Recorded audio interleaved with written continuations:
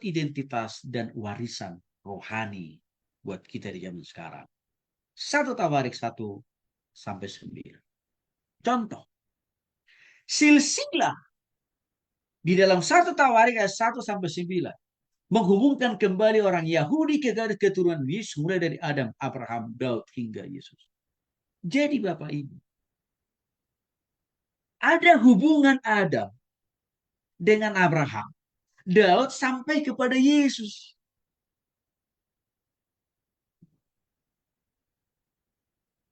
Adam manusia yang pertama.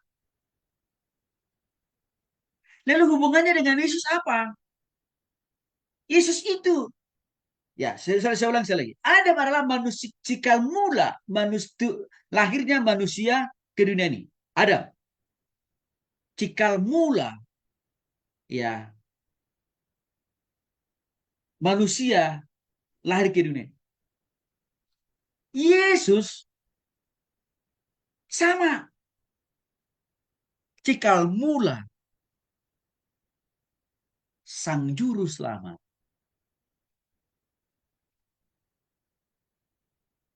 Pertama dan yang terakhir untuk seluruh manusia di dunia ini. Saya ulang sekali lagi, kesamaannya nih. Adam, cikal mula yang pertama lahirnya manusia ke dunia. Artinya begini, tidak ada manusia yang lebih tua, yang lebih awal selain dari Adam. Karena semuanya dimulai dari Adam. Kesamaannya dengan Yesus adalah Yesus itu adalah cikal mula yang pertama dan yang utama sebagai Tuhan dan Juru Selamat. Artinya tidak ada yang menjadi Tuhan dan Juru Selamat yang pertama selain dari Yesus. Enggak ada.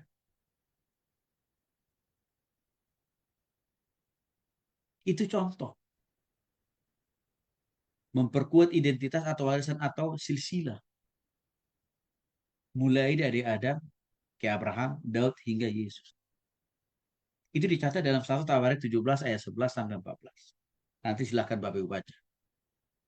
Yang kedua, menegaskan pentingnya ibadah dan bait suci. Ini saya sudah singgung tadi. Contohnya, kesetiaan kepada Tuhan itu tidak cukup Bapak Ibu. Hanya setia berdoa, baca firman, ibadah hari Minggu, melayani hari Minggu, tidak cukup. Tapi kesetiaan kepada Tuhan itu harus juga ditunjukkan dari mana? Dari aktivitas kita setiap hari. Apakah kita menjauhi dosa atau tidak? Kesetiaan kita setiap hari mempraktekkan firman Tuhan. Di kantor, di rumah, di jalan, di pasar, di mana saja. Ini yang ditekankan oleh kita satu dua Tawarik kepada kita.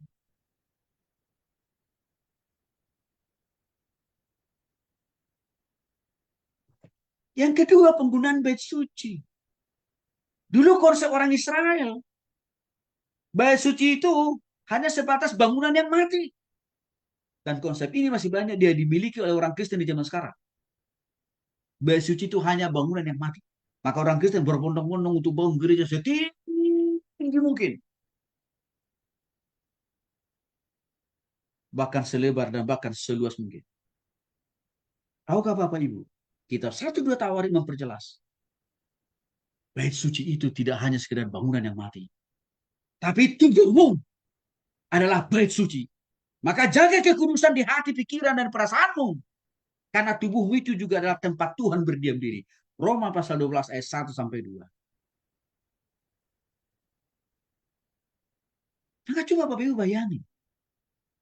Kalau kita orang Kristen memiliki pemahaman bahwa tubuh kita ini adalah bait suci, artinya apa? Berarti kita menjaga kekudusan dan kesucian itu bukan hanya hari Minggu, tapi setiap hari, setiap detik, setiap menit, jam, hari, minggu, bulan, dan tahun, Bapak Ibu.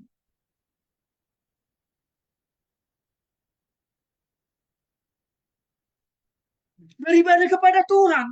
Tidak hanya hari Minggu, Bapak Ibu saya katakan tadi.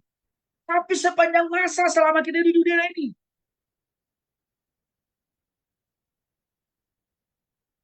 Ini pemaknaan bait suci yang lebih luas diuraikan di dalam satu dua Tawarik.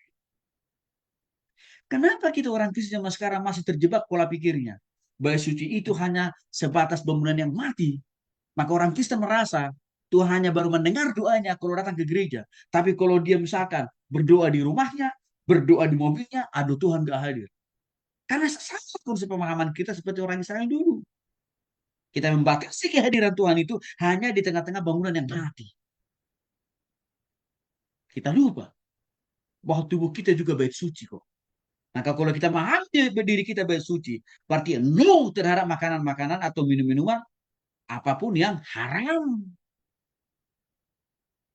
Kalau orang Kristen memahami dirinya bait suci, tubuhnya bait suci, maka orang Kristen seharusnya tidak boleh merusak dirinya dengan apa? Mengkonsumsi rokok, mengkonsumsi miras, narkoba, dan masih banyak lagi yang lain. Gitu.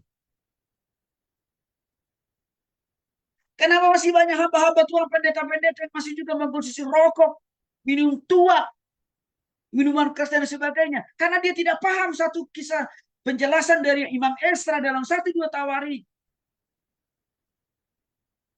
Yang mana itu? Bait suci itu adalah tubuhmu. Bapak Ibu tolong dijelasin ini kepada jemaatnya. Supaya mereka berhenti bertobat untuk menyalahgunakan tubuhnya menjadi bait yang tidak suci. Supaya mereka berhenti dari kebiasaan merokok, mengkonsumsi miras, narkoba, dan tua.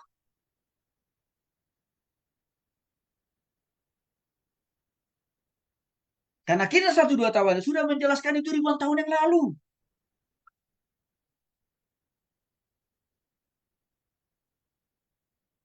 Sudah.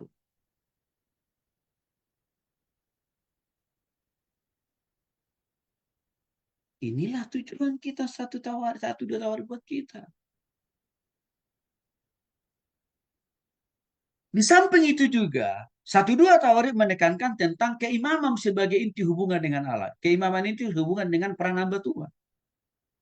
Artinya begini Bapak Ibu. Dulu orang Israel termasuk orang Kristen zaman sekarang. Peran seorang hamba Tuhan itu hanya dimaknai hanya pada saat melayani. Maksudnya gimana itu? Hidup kurus, hidup suci hanya pada hari Minggu. Hidup kurus dan hidup suci hanya pada saat di belakang mimbar. Itu dikoreksi oleh satu dua tawarik. Hidup kudus dan suci sebagai seorang hamba Tuhan. Sebagai seorang imam. Bukan hanya hari Minggu. Bukan hanya pada saat khotbah. Bukan hanya pada saat WLC. Tapi setiap hari. Karena kita ini menjadi penghubung pesan-pesan Tuhan kepada jemaat.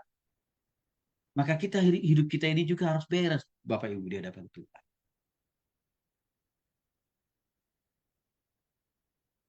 Saya kasih contoh. Pentingnya penghubung. Sebagai imam dengan Tuhan. Dan juga dengan umat. Bapak Ibu, di rumah kita kan pasti kita semuanya tahu gunanya paralon. Gunanya paralon.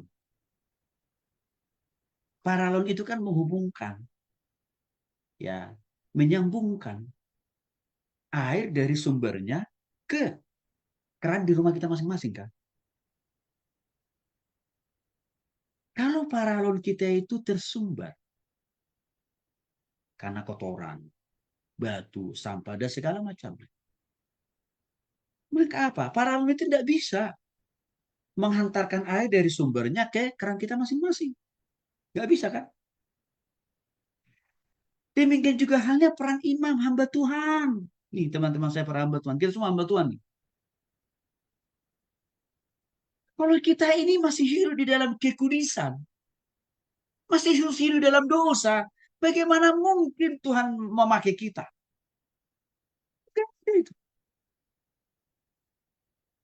Itu sama dengan paralon yang sudah tersumbat. Pasti langsung kita potong, lalu kita buang. Lalu kita beli paralon baru kan?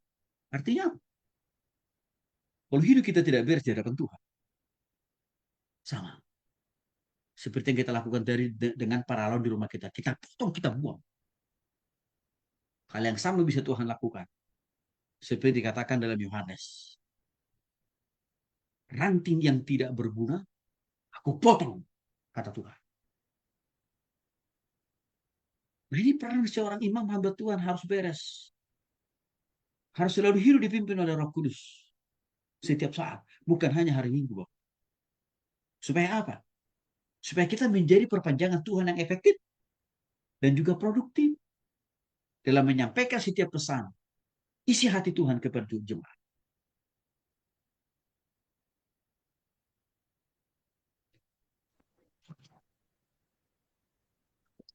Nah, itu contoh-contoh tujuan dari kitab 1, 2 Tawarik. Yang ketiga, mendorong pertobatan dan iman. Contoh,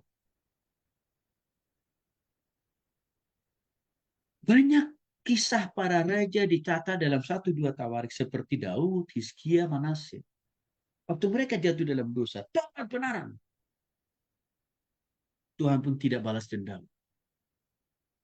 Tuhan begitu mudahnya memaafkan dan mengampuni.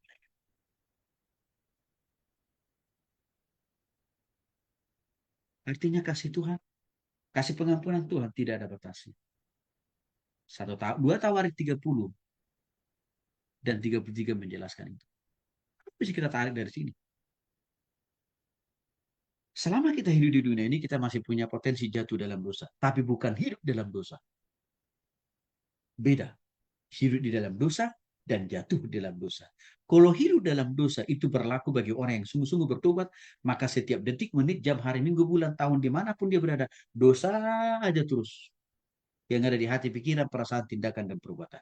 Tapi bagi orang yang sudah bertobat seperti Bapak, Ibu, dan saya, kita hanya bisa berpotensi jatuh. Jatuh itu berarti sesekali.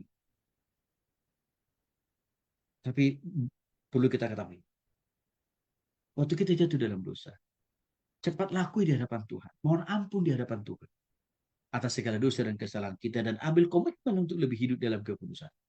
Disitulah akan keluar pengampunan daripada Tuhan. 1 Yohanes 1 ayat 9.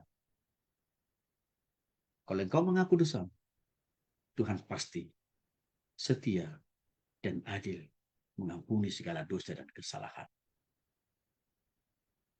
Jadi Bapak Ibu, ribuan tahun yang lalu kita 1, 2 Tawarik sudah menjelaskan solusi bagi orang yang sudah bertobat tapi masih jatuh dalam dosa. Yaitu apa? Perlu melakukan pernapasan rohani, yaitu apa? Pengakuan dosa di hadapan Tuhan. Karena itulah yang dilakukan oleh Daud dan Hizkia dan Manasye waktu mereka jatuh dalam dosa. Maka Tuhan pun mengampuni. Yang keempat, tujuan kitab 1, 2 Tawarik memberikan harapan dan pemulihan. Contoh, waktu bangsa Israel itu karena kekerasan hatinya, karena kengelannya, ketegaran tengkukan dari mereka, Tuhan harus buang mereka